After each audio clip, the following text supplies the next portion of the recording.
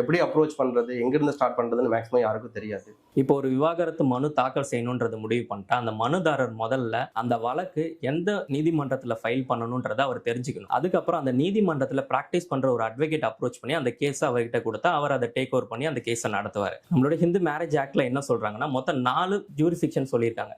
இந்த 4 ஜூரிஸ்டிக்ஷன்ல எங்க வேணாலுமே இந்த விவாகரத்து மனுவை தாக்கல் செய்யலாம். முதல் ஜூரிஸ்டிக்ஷன் வந்து அந்த கணவரும் மனைவியும் எந்த இடத்துல கல்யாணம் பண்ணாங்களோ அந்த இடம் எந்த நீதிமன்றத்துக்கு கீழே வருதோ அந்த நீதிமன்றத்துல விவாகரத்து மனு தாக்கல் செய்யலாம். ரெண்டாவது, அந்த மனைவி எந்த இடத்துல வசிக்கிறாங்களோ அந்த இடம் எந்த நீதிமன்றத்துக்கு கீழே இருக்கோ அந்த இடத்துலயுமே வந்து நம்ம டிவோர்ஸ் பெட்டிஷன் ஃபைல் பண்றோம். அதே மாதிரி அந்த கணவர் எங்க வசிக்கிறாரோ அந்த இடம் எந்த நீதிமன்றத்துக்கு கீழே இருக்கோ அந்த இடத்துலயுமே டிவோர்ஸ் பெட்டிஷன் ஃபைல் பண்ணலாம். நாலாவதா, அந்த கணவரும் மனைவியும் சேர்ந்து கடைசியா எங்க வாழ்ந்தாங்களோ அந்த இடத்துலயுமே வந்து டிவோர்ஸ் பெட்டிஷன் ஃபைல் பண்றாங்க. இந்த 4 ஜூரிஸ்டிக்ஷன்ல எந்த ஜூரிஸ்டிக்ஷன்ல வேணாலும் அந்த மனுதாரர் விவாகரத்து மனுவை தாக்கல் செய்யலாம். இப்ப மேக்ஸிமம்